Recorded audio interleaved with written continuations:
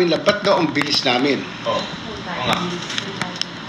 Pag kami ay mabagal, hindi lang taong bayan ang nagagalit sa amin, pati ang judiciary, sinasabi inordinate delay. Ngayon, binibilis na namin ang investigasyon at inaalis na namin yung ibang ano ito? Proseso sa investigation, like yung evaluation.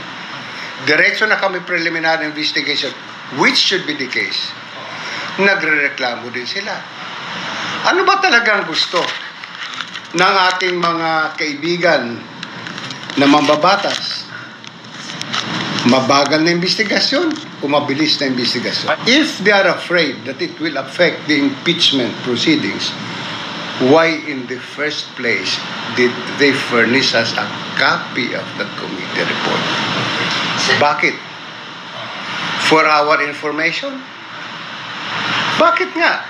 Para gamitin namin paperweight yung committee report? Okay. Siguro naman para gawin namin scratch paper dahil malit ang budget namin itong taon na ito. Alam mo, pinangungunahan kami. Do I look stupid to you? Did I in the past do something that is against the law? Tell me. Ba't kami pinangungunahan?